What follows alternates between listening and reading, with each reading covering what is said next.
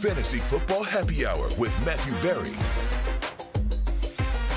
Happy Friday. Welcome to the Fantasy Football Happy Hour. Connor Rogers, Jay Croucher, and freshly returned from the Week 1 opener in Philadelphia, sure. Matthew Berry. Fresh as a daisy. Yeah, it's fair.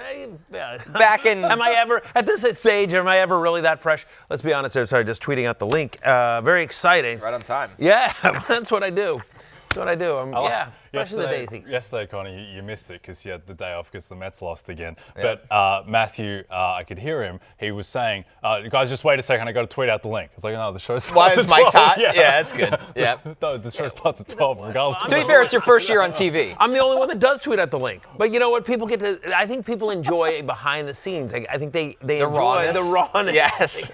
I have nothing if not real. Stop the draft. Yeah. Delay the television show. Stop the TV show. Oh, man. Stop the cameras. Plenty to go through today. Denny Carter joins the show for the first time this year. Yes, Denny's debut for the year. A frequent Friday appearance. Yes, exactly. Denny will be with us on Fridays this year. We'll get into all the fun. But listen, we're going to talk about the big game last night. A pretty awesome fantasy game for a variety of reasons. And listen, the storyline. Really? Would you call it an awesome fantasy game? It was a very interesting fantasy game. For I mean, It was a long fantasy game. Somebody on this desk in this league started Javonte Williams, so it was an awesome fantasy game. Yeah, someone started Jalen Hurts as well. Yeah, It was me. Things are looking up. I didn't start anyone in that game last night in our league, but I do have A.J. Brown in a couple of leagues. That was not fun at all. We'll get into all of that as well, but it was just, we had a rain delay, right? I mean, we had a weather delay, I should say. So I didn't get home to the hotel till 1:45 in Philadelphia this morning, and obviously then I had to get here to beautiful Stamford, Connecticut. So I've been up very. I do. I need my beauty sleep. I really need my beauty sleep. How many Diet Cokes this morning? Just one, but it was a big one. The 16 ounce, the tall boy. It was a tall. Nice. Definitely. I had to suck down a tall boy. But it's okay, Jay. I know you're worried about my health. I drank it with egg whites. Nice. I had egg whites. So that's a balanced breakfast. Yeah, exactly. Yes. Of course. You're really getting all the food groups in. Yeah, sure. Egg whites, Diet Coke. Bacon. And there's some bacon in there. I should have known. Yeah. Next time you should put the egg whites in the tall boy Diet Coke. All the favorites cash. Little Pisco sour operation. Pisco Diet Coke. All the favorites cash. All right, listen, let's get right into it. Obviously, the Eagles win the game, but one of the surprise storylines is Javonte Williams. 15 carries, 54 yards, but he scores 2 touchdowns here, 2 receptions for 10 yards as well. Big night for Javonte Williams, who, listen, still 25 years old, didn't look like he had his legs under him in Denver after he returned from the injury, Matthew. Maybe there's some hope he can find what made him once such a promising prospect. I'm gonna say what I think is probably a contrarian take this morning. Last night I thought he looked better than he has the last 2 years, but I didn't think he looked all the way back. I didn't think he looked like pre-injury Javonte Williams, and to the extent you can, sell high. He's going to have fantasy value this year, and he's going to be a profit at wherever you drafted him. So, Connor, congratulations to you for having him in our league. I'll be getting Bijan Robinson in return today. Well, yeah, exactly. I mean, yes. you obviously got value there, but 15 for 54. Right. He averaged 3.6 yards per carry. He managed to fall into the end zone twice. He's the lead running back on a good offense, so he's going to get run. And I just I think on games in which he doesn't fall into the end zone, I think he's going to be a low-end flex. And I think that, whatever, he scored twice this week, but he generally should be a low-end RB2 flex this year. And he's not, he's going to be, one of the top running backs this week because of the 2 touchdowns. But I'm not all oh my God, we missed out.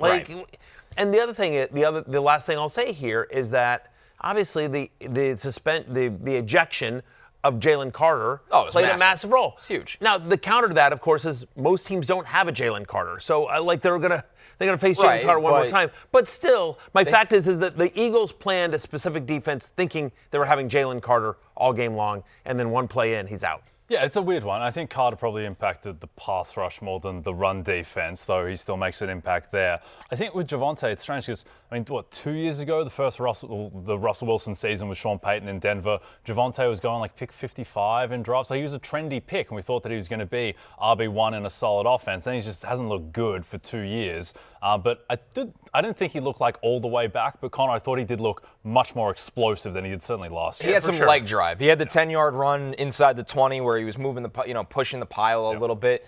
The good thing is he got around the corner on that one run. He did. I didn't see like crazy bursts. Exactly. Right. So yeah, I think not great, better. Not great, but better. Exactly, better, but it's more about the opportunity. You have the big Miles Sanders run, then the fumble. You're like, well, we might not ever see Miles Sanders again. Correct. Jaden Blue's already banged up, and he's already very small. This might not be pretty all year, but it might be effective in a way where it's compiling volume stats, which does help in fantasy considering his cost. Here's the case for Javonte Williams. We can argue about how good he looked. He looked competent. He looked like competent NFL running back last night. And Miles Sanders, who fumbled the game away and also got caught from behind by Zach Bourne, who's a linebacker, on his what should have been a breakaway touchdown run. That's his competition for touches at the moment. And so the case is basically that the coaching staff seems to believe in him. And we're going to talk about Dak later, but I think this is going to be a really good offense. I think it's just going to be a really good fantasy offense. There's going to be a lot of scoring. The defense probably isn't going to be very good. And so it's just going to be a rich source of fantasy points. And Javonte looks like he's going to be the guy, and they're comfortable with him in close to the goal line.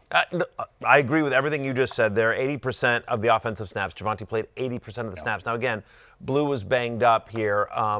It was weird. It was like, Sanders broke off that crazy long run. I'm like, it was fun while it lasted, Javonte. And then he fumbled, and I'm like, Miles, it was fun while it lasted. That's week one in a nutshell. I mean, it really is. I just, the only thing so I do think you're right about that in terms of the opportunity. I do think they're going to be a very good offense, and he clearly is like the lead guy right now, but he's got 2 touchdowns.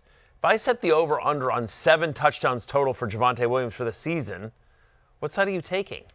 I would take over, but I think it's like 8. Yeah, so I don't think he's going to go. Could you see him having, like in 2023, this is too many touchdowns, but Gus Edwards had 810 yards and 13 touchdowns. What did Jamal Williams have? That feels like he had 18 touchdowns. I could see, same thing. He had 18 touchdowns. It was stupid. That was a crazy year. Right. I could see the kind of season where it's 10 touchdowns. I think he is going to. I think that question kind of maybe doesn't convey your point, because I think it's going to go the other way, where he might be 3.8 yards per carry, but has a lot of touchdowns. That's my point. But I'm saying this. I'm not saying this to troll you, but he could be like the new Najee Harris. Well, but Najee Harris was a volume guy for a while. Again, he was 3.6, 3.8 yards per carry, but he never got hurt. He got a lot of work, and he managed to fall into the end zone 6 to 10 times a year. Yeah. Who would you rather have? Would you rather have Javonte Williams or Jaylen Warren going forward? Jaylen Warren. Okay.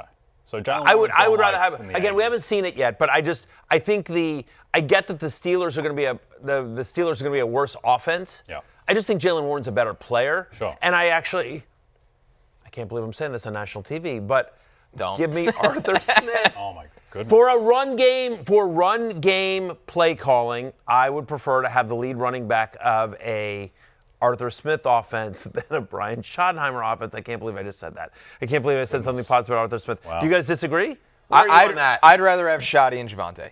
Okay. I like Dallas's offensive line a little bit. I will say, I was about to say, the Cowboys' offensive line, I thought did hold. Again, they didn't have to deal with Jalen Carter, but still, I thought they looked better than I thought they were going to last night, for sure. I would as well. I think it's close, but I would go Javonte just because I feel good that this Dallas offense can be a top 10 offense in the NFL. I agree with that. I don't feel good about that about Pittsburgh. Yeah, I don't know. I think it's the Dallas offense will be better. I think the Steelers will be more run heavy. And Jaylen Warren's better. And I think Jaylen Warren is better. So but it's close. But that's the right range, right? I mean, that's what we're talking about here with Javonte. Pick 85, 90, that kind of range. Yeah, but the fact remains that if you did manage to, in the middle of your draft, completely, you're like, oh, I screwed up running back. God, I'm super desperate. Much like Connor Rogers did during the League of Assholes, where you're just like, oh, I'm stuck with Javonte Williams. You have managed to roll in. You have managed to luck into something. You've managed to fall into something. Much like Javonte Williams fell into the end zone twice, Connor Rogers has fallen into Javonte Williams in the League of Assholes. Things are looking good. You ever hear for fear fantasy in person, commenter live on television? Actual real life fear of a future champion? Well, in the league? you drafted because you got Saquon as well. So you drafted in the legit RB1 and legit RB2. It's just they flipped it around. You just didn't realize. I have Kyron Williams as well. Oh, Kyron Williams. So, okay. Yeah. I'm saying. It'll be fun. Damn it. Connor having a good team. The only thing more knowing than you having a good team will be Jay having a good team. Yeah, I know. Well, let's get to Jalen Hurts. Right, we go right there. Boy. Because on the positive side of the Eagles night, Jalen Hurts, 14 rushes for 62 yards. The 2 touchdowns, of course, is what you love. And it didn't stop Saquon from having a completely fine night for Saquon. He scores as well. 60 carries. We saw some Will Shipley in this game, by the way, who looked pretty effective in the backup role. So over 24 points for Hurts. Jay, you have to be feeling great about that. Feel very good about Jalen Hurts. I thought, and look, he didn't show up entirely in the stats. He had 24.3 fantasy points. He didn't have a passing touchdown. He didn't throw for big yardage. 62 yards on the ground, not absolutely massive. I thought he was awesome last night, Jalen Hurts. I thought in a weird way, it was a very Mahomesy type performance where it doesn't necessarily show up in the stats, but it shows up in the underlying stuff. It's great by like EPA per play. I just thought he took everything that was there that the defense gave him. Yeah. He made every play that he needed to. He was great with the scrambling, scores 2 non-tush-push touchdowns, both taking what the defense gave him on those plays. So I think Jalen Hurts, look, I thought they were going to throw the ball. And they didn't, and we'll get to A.J. Brown and company. But I think that was largely a product of the way that Dallas was playing defense. That was like no man coverage, just all soft zones, and Jalen Hurts, he was just taking it. And so I think that, look, there is a very real chance, and it's not going out on a limb here, but Jalen Hurts could absolutely be the #1 quarterback in fantasy this year, and he showed last night that he's got that potential. For sure. I mean, we've seen it before, and we talked about it all in the preseason. We were saying, like, Jalen Hurts is actually weirdly of value this year because the difference between Josh Allen, Lamar Jackson, Jaden Daniels, and Jalen Hurts isn't that much, and yet for whatever reason, Jalen Hurts was just going like a round to a round and a half after those 3 guys that were all going more or less in the 3rd round, and then Jalen Hurts would fall to like sort of the end of the 4th, or those guys would go top of the 3rd, and he'd go like middle of the 4th. So it was just weird that, like, for whatever reason, people were out on Hurts relative to the other top 3 guys. But I'm with you. I thought Jalen Hurts played really, really well. Again, we'll get to Brown and Smith, but they were clearly a focal point of the defense. So, okay, Dallas Goedert. Okay, Jahan Dotson. Okay, you guys aren't going to get to me. You're going to get play back and, like, not bring pressure. And I look around. Okay, fine. I will make plays with my legs. And, like, he made some, like, really crazy jukes to keep plays alive, to get to the first down. He played smart. Clearly healthy. I agree with you. I thought he was brilliant last night. The health point is the key thing. So the past 2 years, there's always been like, Jalen Hurts, like, is his knee really bothering him? Yeah. Like, why does he look slow? Like, he would just have these random games like that. And he has dealt with injuries and he's missed time, but he looks completely spry, and that's the best physically that he's looked in a while, I think. I talked to a source, I wouldn't even say a source, but I was talking to somebody on the Eagles staff before the game. Yes, I was talking to Sirianni. Me and Big Dom. Yeah. Me, Big Dom, and Sirianni. We were just all hanging out, doing shots. No, like, whatever. I was talking before the game. We're there for Football Night in America, and I was talking to somebody on the Eagles staff, and I said, hey, let me ask you something. Like, I said, I've been saying on air, me and my co-host, that we think you guys are going to throw more this year. Am I crazy on that? Or am I going to look stupid tonight?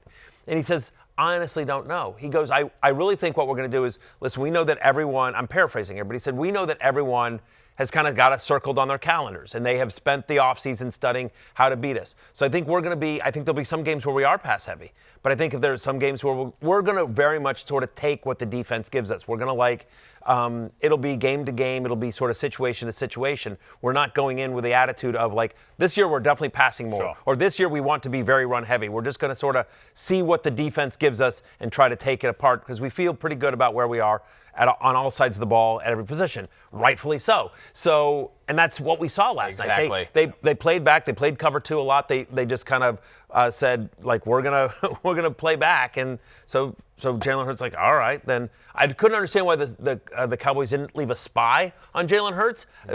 Well, I mean, it's just like trade-offs, right? Like, you only get A.J. Brown 1 catch for 8 yards by not doing stuff like that. Like, you got to pick your poison, I suppose. I do think that, like, the past 2 teams that have played the Eagles, they have made the choice. We are just not going to allow Saquon Barkley to beat us and go for these 70-yard runs, and we're just going to over-index on stopping him. And he's been, by just yards per carry, very inefficient in the Super Bowl, inefficient in this game, and obviously he still has a ton of gravity, but I do think this is going to feel a bit more like Jalen Hurts' offense this year. They were run blitzing in the first half, it felt like quite a bit, saying like, okay, you're going to have to do something else once in a while, and then Hurts took off. Even one of the touchdown runs, Saquon ran an in-breaking route and was flowing with Hurts moving, and the defender had to choose, do I stay with Saquon or do I come up and tackle Jalen Hurts? And Hurts just basically walked into the end zone. So they are learning, not learning because they won the Super Bowl last year, but they know exactly, hey, they're allocating attention here, we're going to go elsewhere, and that is why, guys, there's going to be a lot of people panicked about A.J. Brown today. Right. And he's going to have it.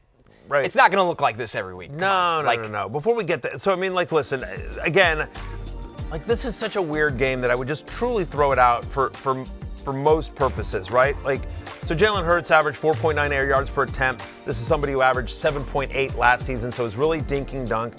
He had only 1 pass attempt inside the red zone. That was that 3-yard pass to Saquon Barkley. But again, they were all playing back, and so to your point, he had 2 rushing touchdowns where he wanted to pass, but it wasn't there, and so he had to run it in. They weren't they were rushing touchdowns that weren't tush pushes as well. And so as you see here, in terms, like, you know, Goedert gets 7 targets.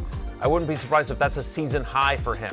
If there's a positive to Saquon Barkley, you see that he gets the 5 targets, 4 for 24. Like, they use him more in the passing game, which is something that we wouldn't normally see here as well. So for people that might be a little panicked on Saquon Barkley, like, you know, whatever, he's going to be fine. He obviously got the touchdown. They're going to involve him more in the passing game here.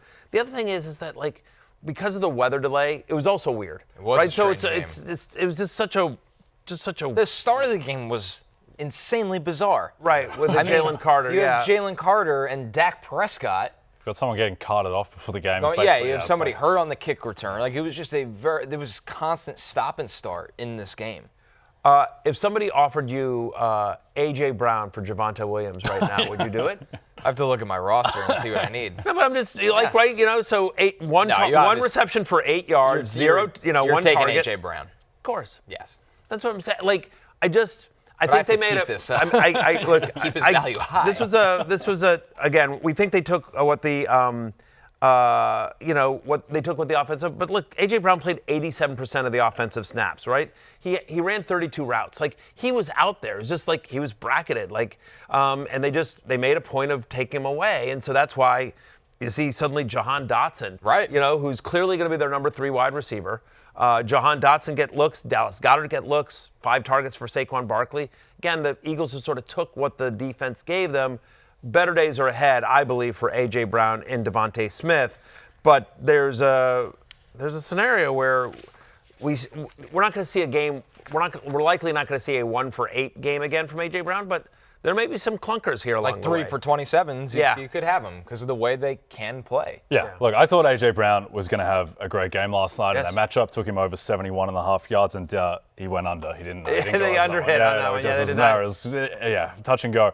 But the thing with A.J. Brown, even though I think that he'll be fine, he's going to have a good year and finish it as a, top 10, 12 fantasy wide receiver, is that guys drafted in similar range to him, like Drake London's just not going to have these games, right? He can't. Nico Collins isn't going to have these games. They're too integral to their offense. So A.J. Brown's probably going to explode for like 150 receiving yards and 2 touchdowns at some point. But because they just have this versatility of weapons, and they have Saquon and they have Hurts' legs, there are just going to be some strange games with A.J., I think. And you're just going to have to ride it out. Yeah. Kyle Adams in the comments says Dotson's over-under was 7 receiving yards last night.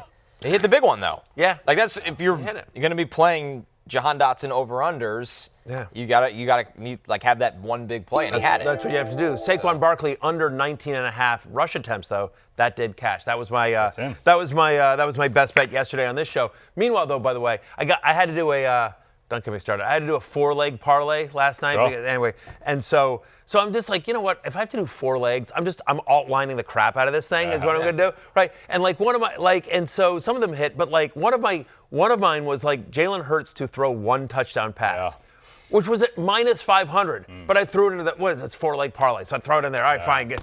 Didn't hit. Yeah, that's It's tough business. It is a tough 4-leg parlay business. tough business. 4-leg parlay. You need 4 things to go right. No, it's just.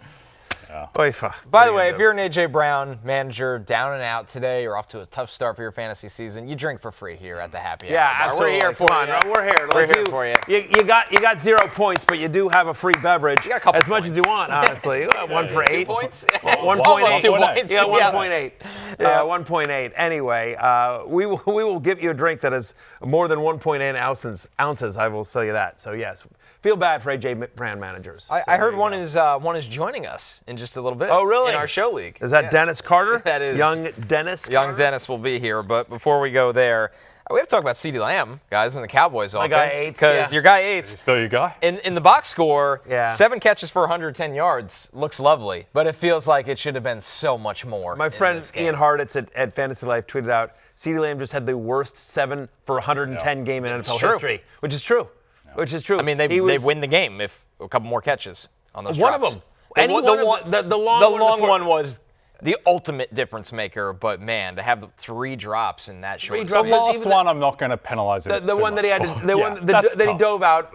Again, an elite wide receiver makes that catch, but that was a tough one for sure. The one before he should have caught. The one before on this, that was bad. And there was another one, like, wasn't it the one that was up top that like just hit him in the hands that went through that would have, because the Cowboys had stopped, they'd fumbled the ball, Eagles get the ball back, they come back from the weather delay, they stop the Eagles. Yes. So Eagles in theory have momentum, although the weather delay sort of killed it, but they get a stop, they get a 3 and out, and now can the Cowboys go down and score? And CeeDee Lamb would have that one would have kept that drive alive. And maybe they kick a field goal or whatever, right? Yeah. They're just drive killers, 100%. And just, listen, I love my guy Yates, but those are catches you have to make if you're an elite wide receiver, which is what he is paid to be. To his credit, though, he would agree with me. He took full responsibility in the post-game comments and just said, I have to make those plays and, just whatever, just a bummer. But for us in the world of fantasy football, he put up numbers. Okay. 7 for 110, you'll take that every day. Here's my take. Everyone should try trade for CeeDee Lamb this morning because last night, forgetting the drops, he looked amazing. Like, he absolutely destroyed Adoree Jackson. He looked as explosive as he's ever been, and we're going to get to his quarterback. His quarterback looked phenomenal. George Pickens is like the ideal foil for CeeDee Lamb because George Pickens is very good. George Pickens takes attention. He's someone that you have to respect. He creates space for CeeDee. And also, George Pickens is ideal because he's a very good wide receiver. He plays the X role, and so CeeDee can go into the slot more. And also, George Pickens is not going to get like 11 targets per game. It's just not going to happen. He's never been that guy. It's the perfect guy to put next to CeeDee. I think there is a very good chance on what I saw last night with how good Dak looked, how good the offensive line looked, how bad the defense is probably going to be. I think that there is a very good chance, I honestly might even make him the favorite, that CeeDee Lamb finishes as the number 1 receiver in fantasy because he just went 7 for 110 against one of the best defenses in football, even without Jalen Carter, and he left like 90 yards on the table. Right, it should have been 10 for 170. Yes, exactly. An absolute monster game. So I think I come out of last night thinking like CeeDee is just going to go scorched earth on the league. Yeah, no, I agree. I agree with all those takes, and I do. Like, me, I haven't always been the biggest Dak Prescott fan, but I agree with you.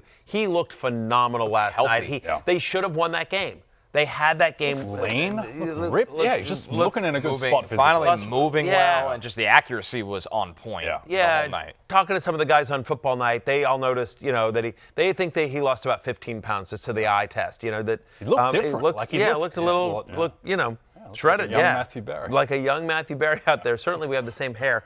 But Dak looked great and deserved a better fate than he got. Unfortunately, the drops just absolutely killed him. But 11 different attempts of 15 or more yards. They were throwing it down not only throwing it a lot, but throwing it down the field. And so, it doesn't show up in the box score because they had the 2 rushing touchdowns with Javonte and everything like that. So he finishes with under 8 fantasy points. To me, the better trade is to trade for Dak Prescott. Because you probably can. Because, I mean, like, who's giving up CeeDee Lamb? The drops were bad, but, like, he's still 7 for 110. Yeah, right. I mean, like, you know, and anyone that has him used a top 5 or 6 pick on him most likely. You got to ride it out. You'd have, right. So I think you would have to pay a lot to get CeeDee Lamb. Not saying it's not worth it, but I do think Dak Prescott is gettable, and I do think Dak Prescott's going to finish the year as a top 10, top 8 fantasy quarterback. It was just a bad game in terms of, you know, they're not going to play the Eagles every week. Yeah, I think with Dak, Dak wasn't good last year, and that was a big reason why his ADP was suppressed this year, not just coming off the injury, but before he got hurt, he didn't play well. And there were two ways to look at that. One, it's like, all right, he's kind of getting older, he's on the other side of 30, he's had a lot of injuries, maybe he's just entering the other phase of his career. The other way to look at it was, CD had the contract thing last year, coming into the season, disrupted preseason, wasn't really himself the first couple games. There was no real great receiving option alongside CD. Offensive line was in flux with 2 new rookies starting there. And also the McCarthy offense just went stale. Like not a lot of motion, not a lot of play action. It felt like Dak just wasn't getting helped in the offense. Sure. Now, looks like he might actually be getting helped outside of the drops that cost him the game. So I think that Dak, very within the range of outcomes that he's like a top 8 fantasy quarterback. And he's just the guy that he was in 2023 when he finished second in MVP. Yeah, I think he'll certainly earn more defensive attention, and I think things will open up for George Pickens. If there's a positive here, I get it, 3 for 30 on only 4 targets, but played 91% of the offensive snaps. He averaged 13 yards per air target. So, I mean, they were taking deep shots to him. Those will start hitting.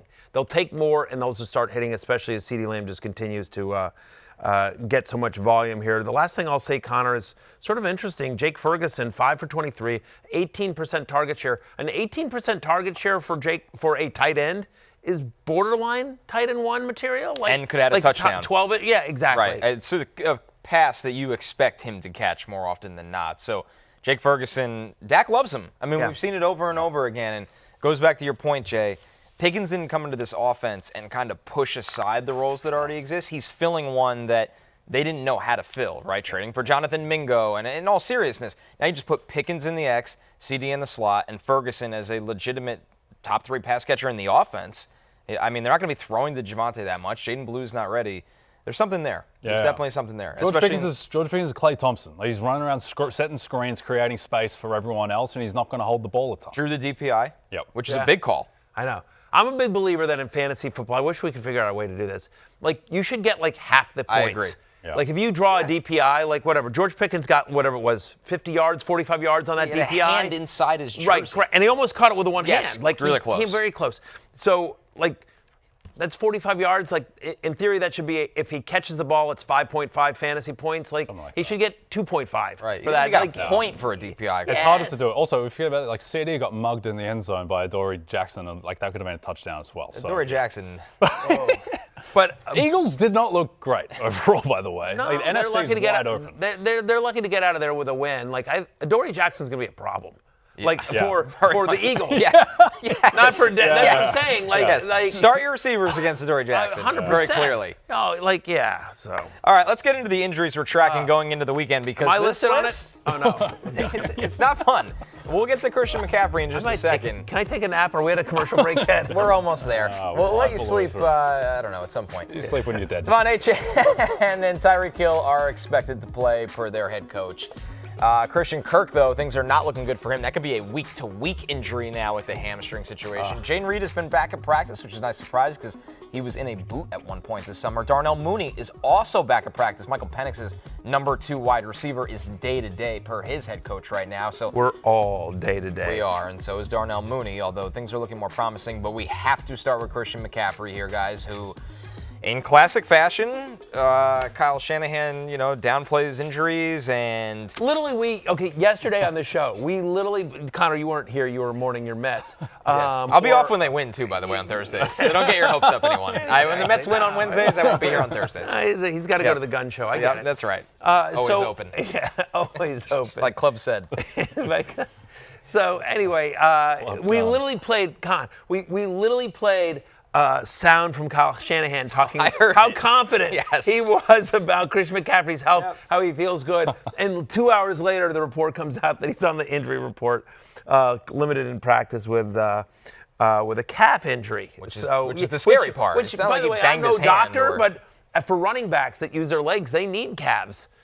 Jay Croucher. It's just not good. Like, it's just not what you want. And Christian McCaffrey's dealt with calf issues in the past. They cost him time at the end of 2023. The thing with McCaffrey is that even the last season when he was healthy in 2023, he's still like coming out of games early. He missed the last 2 games of the season, or game and a half of the season with the calf. He was very lucky that they had the bye going into the playoffs.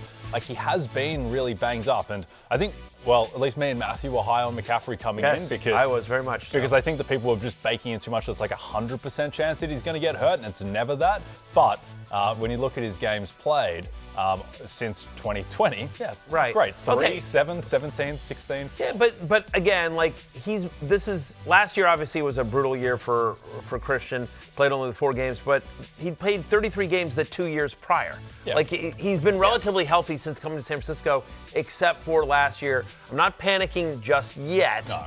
It raises the alarm level. It raises the eyebrows. It makes Brian Robinson, to the extent you can get him, more of a priority. I will say, though, if somehow, we'll watch the practice reports today, and this is a good promo, by the way, Jay, myself and you, Lawrence Jackson, George Savarikas, Fantasy Football pregame, Sunday morning, 11 a.m. Eastern, all the way to kickoff. We're back again on YouTube, on the NFL and NBC YouTube channel, and of course Peacock. So we will have all the latest updates Sunday morning, getting you ready for all the week's action, both fantasy and betting.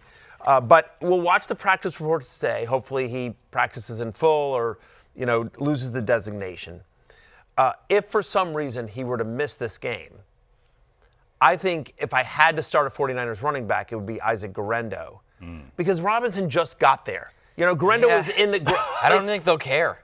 You think? I think they're just like, hey, buddy, fire it up. He's healthy. Right. So. Yeah. No, exactly. Here you go. Off tackle. Yeah. I know what you're saying. You're hitting the A-gap. But I know what you're saying. Yeah. I think them going out and training for B-Rob tells me what they think of their other backs. Maybe week 1.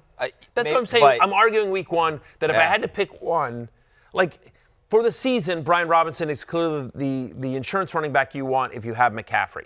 I'm just saying for week 1, Guerendo's been there. He's been in the offense, and so I might feel better about him than Brian Robinson. I think he's more explosive than Robinson. Honestly, what I would think is that this game is going to be all George Kittle and Ricky Pearsall. That's where my mind goes to right away. And Juwan Jennings. To an extent. Things are looking better. They added $3 million to his playtime incentives. He's back at practice. He has been limited, but he has told some people, some reporters, that he's personally expecting to go. We'll see.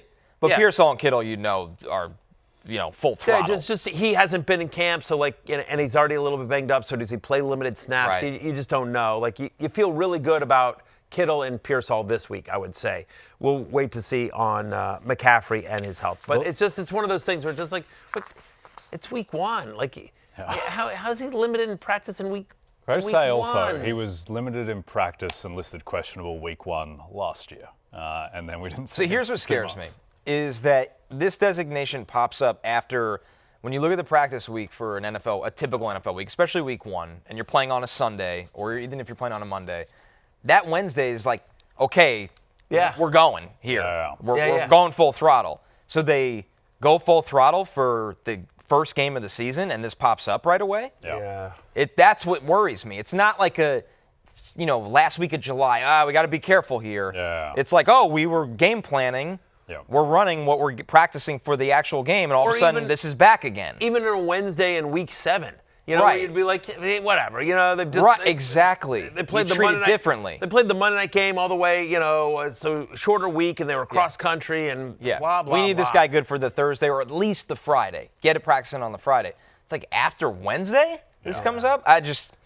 It just doesn't feel. It understandably does not feel good. Yeah, calf is also not the one you want in terms of aggravation risk, soft tissue for a guy who's almost 30. That's not ideal. It's not ideal. The line moved from Niners -2.5 in Seattle to Niners -1.5. Wow. I personally think the Seahawks will win that game, but we will see. Purdy has struggled against Mike McDonald at times in the past, including on Christmas, famously. Oh, for sure. A couple years ago. That's interesting that McCaffrey's worth a point. Yeah, 2.5 to 1.5 isn't a big move because it's not through 3, not many games end on 2 specifically. But yeah, it is material. Like Christian McCaffrey is 2 years ago, he's the most valuable running back in the NFL, largely because of the work that he does in the pass game. And even coming into this year, like, there's not many running backs who are more valuable than him, like in terms of how they affect the line. Might be Saquon, Bijan. There's not that many guys.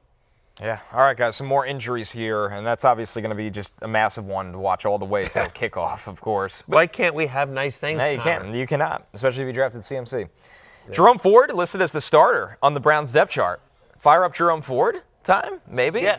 I believe so. Look, he made my love list. He also I have a new column out. I'm not writing love-hate anymore, but I am writing a column on Thursdays. It's much easier for me to write than it is love-hate, so I'm not going back on my words from love-hate. But it's called 10 Facts You Need to Know Before Week 1. And next week it'll be 10 Facts You Need to Know Before Week 2. See?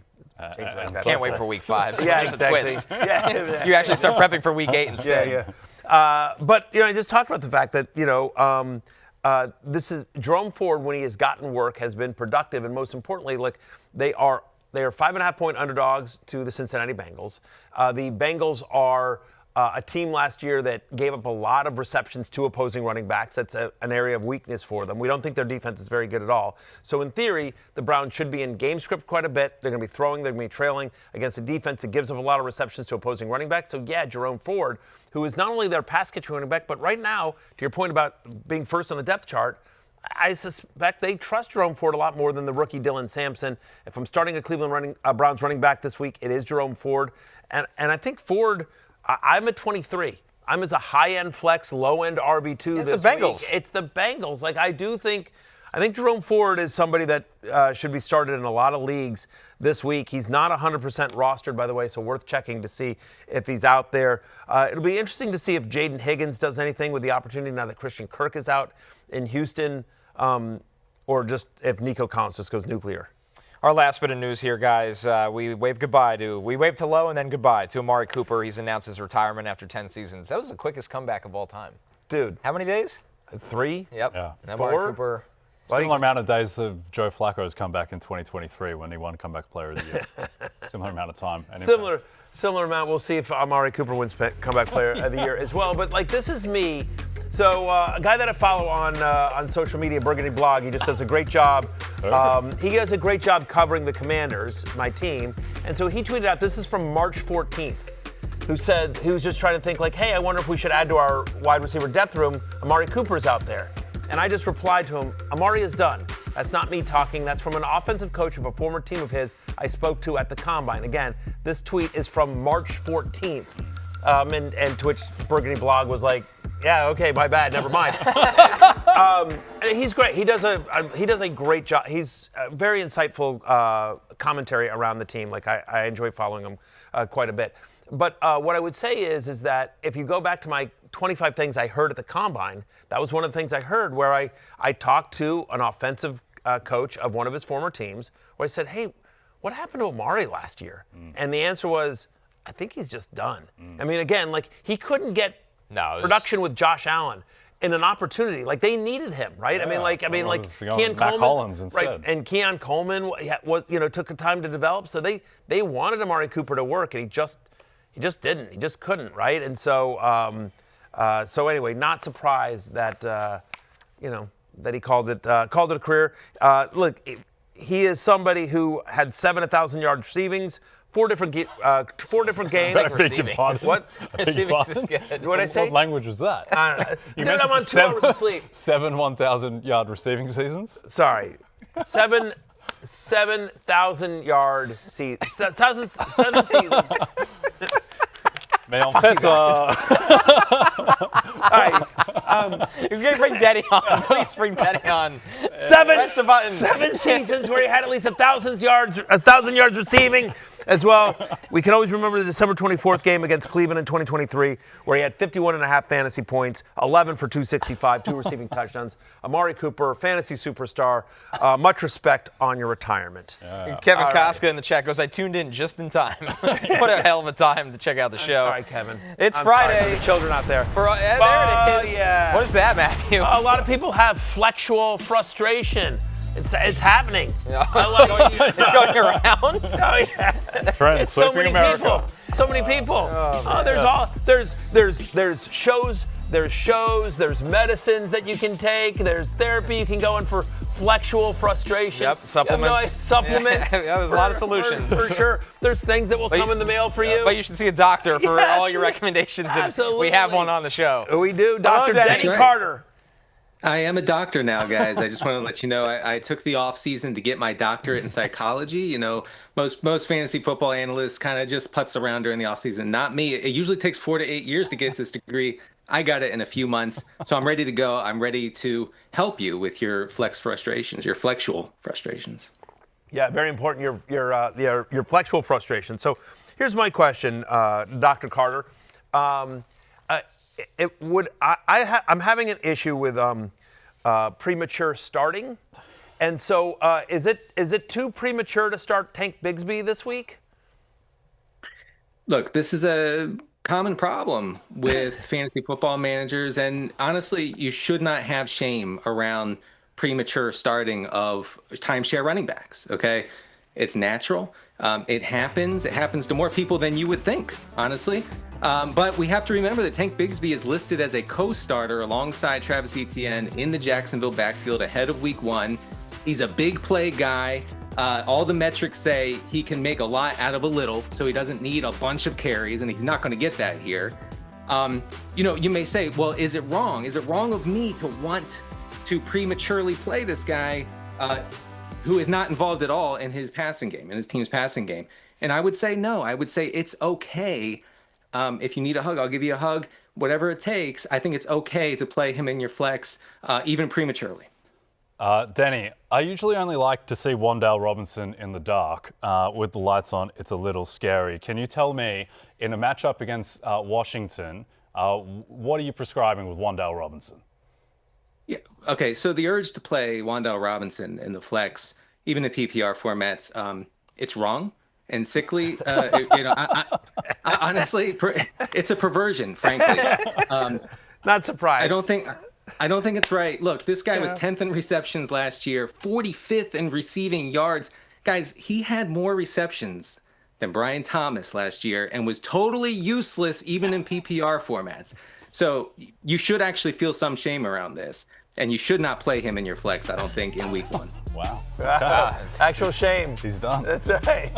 I'm not a very good therapist, by the way. You just got your degree a couple of months ago, so it's all good. No worries. It was an offshore school. That's right. Yeah. Denny, Keenan Allen has the Chiefs tonight in Brazil, but a lot of guys, going into their mid-30s suffer from low testosterone or decline in testosterone. Are we worried about this with Keenan Allen, or can we actually play him? And does the Brazil effect change anything here? You're not there yet, Connor, but as a man of an advanced age, I get it, and so I see Keenan Allen as a brother in this way. You may ask yourself if a football player can still perform and deliver for his team at an advanced age the same way that he did as a younger man. And I say no, he can't, but that's okay. That's okay because Keenan Allen can still be a flex option as the check down intermediate play for Justin Herbert, especially against the Kansas City team that is going, I believe, to stop the run for the Chargers. It could mean lots of targets for Keenan Allen. Look, it's not healthy to compare your current self to your younger self. I tend to find myself doing that. That's not okay. You need to stop that, and you need to stop doing that with Keenan Allen, but you can still play him in your flex. Yeah. Denny, thank you for your guidance, your prescriptions, and your recommended supplements. We appreciate everything. Listen, if you have more Flexual Frustrations, Denny will be doing a live Q&A right after our show today at 1 p.m. right there from the Rotoworld Football Show. Yeah, on YouTube. Go check out Dr. Carter. Ask him all about your flexual frustration. We're taking our first break. When we're back, you guys are asking the big questions, and we have the answers for what's on tap right after this.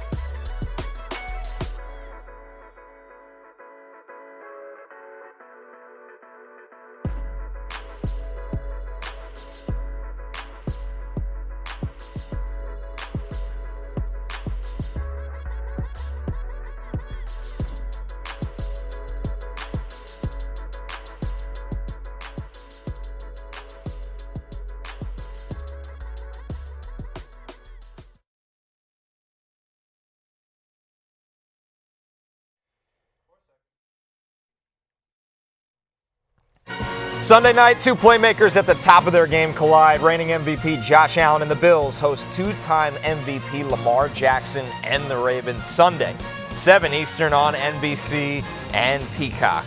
I've heard of both these guys. They're pretty decent. Yeah. What's on Tap is brought to you by Bud Light, the official beer sponsor of the NFL. Sundays are easy to enjoy when they're full of football and the fridge is filled with beer, and we're going to make it even easier for you by taking some of our best questions of the week. This one from TJ Shyhawk Sox. Hello, and thanks for offering Laugh Out Loud. Need one half PPR league, Tony Pollard, Jameson Williams, or Diggs? I get the question because the Titans on the road at Denver, very tough defense as well. But I just feel like the amount of touches that Tony Pollard is going to get, I understand the concern here, but like he's not somebody that needs to come off the field on third down. They'll use him in the passing game as well. Listen, this is an improved offensive line from last season. Like the Titans really made that a focal point. And last year, in games in which he played at least 60% of the snaps, he got over 20 touches. He had basically a 13% target share here. So I'm at running back 19 this week. I understand the question with, Jameson Williams and some of the other guys, but just to me, the guaranteed touches here with Pollard make it too hard for me to pass up. Yeah, a lot of touchdown equity as well for Tony Pollard when they get close in. And also just think about, they're going up against Patrick Surtain, Broncos having one of the best pass rushers in football, the newly extended Nick Bonito and co. Camel's not going to drop back 45 times in his debut. No. They're going to want to run the ball. Even if I think game script gets out of hand a little bit, I still don't think they're going to completely abandon the run. And it's a half PPR. That was the other question about it. If it's full PPR, then maybe you might think about one of the wide receivers, but I just think half PPR, Pollard's probably got the best chance at a touchdown. Classic Steve 101 asks, Chris Olave or Aaron Jones in my flex spot PPR? Do you think he's a rock and roll DJ? Classic Steve 101. Classic Steve 101. Here's some Moby, here's some Deep Purple. Yeah. Here's the Dire Straits. Yeah, absolutely. Exactly. Yes. Classic Steve is definitely Classic playing Steve that. 101. Coming to you live. All right. I took Chris Olave here, guys. I mean, I get the questions here as well, but I have Olave at 33. Game script should work here positively. Your Saints should be down big, they're almost a touchdown underdog here, at home as well. Olave's fully healthy, it's week 1. It's fully healthy. Spencer Rattler does have Connor some sort of, Brett Favre YOLO to him. We hope he just takes some shots down the field this year like he used to back in college, and that's what you hope for him and Rashid Shaheed. Yeah, Saints fans are unbiased, but Chris Olave is the answer here. I think we forget how good Chris Olave is when he's actually out there and healthy. It's been so long. Yeah. Multiple concussions that young is scary, but he's ready to roll. When he's out there, he is a top 20 wide receiver in the NFL, that level of talent. And Spencer Rattler, hopefully, and I think that he will be. He's not the type of guy to Tim Boyle check down everything. He's going to let it fly, I think. Yeah, and by the way, Arizona, that is one area where the Cardinals struggled last year. I believe they were bottom 10 last year in terms of deep pass completions allowed. You can throw deep on Arizona. They're a very exotic defense. They do a lot of funky stuff, and funky stuff can lead to both splash plays in both directions. All right, our last one from Quattro Billiard. Ask 12-man full-point PPR, Zay Flowers or DeAndre Swift? I like Zay Flowers as a player so much more than DeAndre Swift. Wow. But I think the answer here is DeAndre Swift. Yeah. I'm just saying, as an NFL player, I like Zay Flowers a lot more than DeAndre Swift. But as a fantasy play, answering this question, 12-team full-point PPR, I'm going to say DeAndre Swift here, guys. Who's got the better chance at a touchdown? It's definitely DeAndre Swift. Zay Flowers has never been a big touchdown scorer here as well. And that's going to be an intense game on Sunday night. Be a great game. But on the road, it's a high over-under. I'm taking the under on that. I actually don't think there's going to be a ton of points scored relative to expectations in the Ravens-Bills game there as well. So Swift, who, as we've sort of talked about, he's kind of similar to Javonte Williams. He's the only running back that we know of. Even though we don't think he's that good, he's going to get a bunch of volume here as well. He had one season under Ben Johnson. That was 2022 in Detroit. He was running back 15 on a points per game basis here. So I'm going with Swift. I just think he's got the better chance at a touchdown and the more guaranteed workload here. This is the last thing I'll say on this one. I weirdly think, I have no stats to back this up, I weirdly think going back to Buffalo, where Mark Andrews had such a brutal drop, I weirdly think they try to make this a Mark Andrews game. They're going to play the game. They're going to try to win. Sure. But Andrews is such an important part to that team. I do think they make a goal of trying to get Andrews into the end zone, get him going, try to get the confidence back. Bill's weakness is safety right now, too, which aligns with that theory. Also, Derrick Henry has done whatever he wants against the Bills in their 2 matchups last year, and I think that that's a bad matchup for Buffalo in terms of those safeties trying to stop Derrick Henry once he gets to the second level. Also kind of a crowded wide receiver room in Baltimore sneakily now with Nuke Hopkins in there with Zay Flowers and Rashad Bateman. That'll do it for What's on Tap, presented by Bud Light. Easy to drink, easy to enjoy. We're going to take our last break. When we're back, though, it returns. Pickup lines on Friday. Jay and I have bets for Matthew. He can only pick one right after this.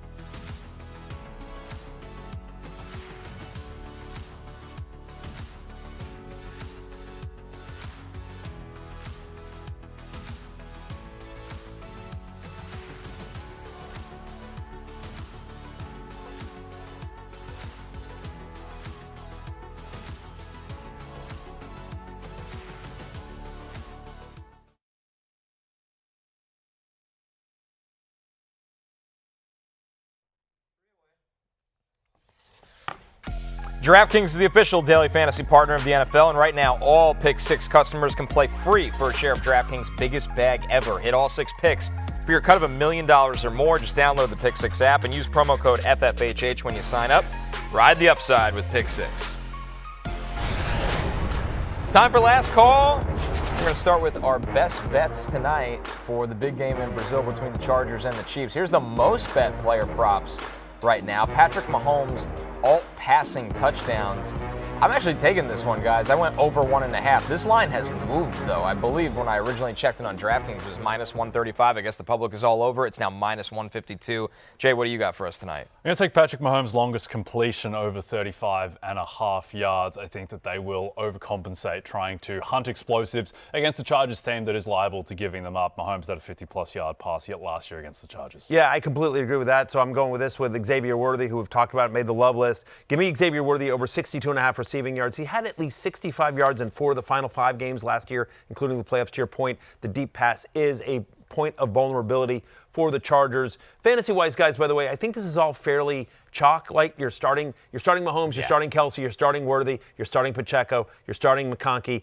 I have Keenan Allen at wide receiver 40. You're starting Hampton, and I think Herbert. Ideally, you have somebody better this week as well. Connor, what's your best bet tonight? Yeah, I just went with Mahomes over 1.5 passing touchdowns. It's what the public is on, but I think the Mahomes revenge tour, it's here. I think he's going to be ready to throw, not throwing a ton over expectation, but enough that he comes out firing. And I think this will be a pretty entertaining game in terms of the scoring power. I know both defenses are good, but I think both these quarterbacks will take some shots down the field in this game. One last thing I just want to say. I want to take one quick shout-out. I want to give a shout-out to a guy named Peter Overzet. Peter Overzet is a friend of mine. He works at Fantasy Life as well. He's going to be doing the fantasy segment on the pregame show tonight for YouTube, and that is a big thing for the fantasy community to have a guy doing fantasy on a pregame of an NFL show. So kudos to Peter Overzet. Just shout out to him again, just for the entire industry. The more people we can get talking fantasy and betting on pregame NFL shows is good for the entire industry. So I'm excited to see Peter tonight. Jay and I got pickup lines for you. Okay, let's do it. Our best bets of the week. Yeah, going into the weekend. For me, guys, Let's go. I'm on the under for Titans-Broncos. It's 42.5. This is a brutal draw for Cam Ward, who I'm excited about this year.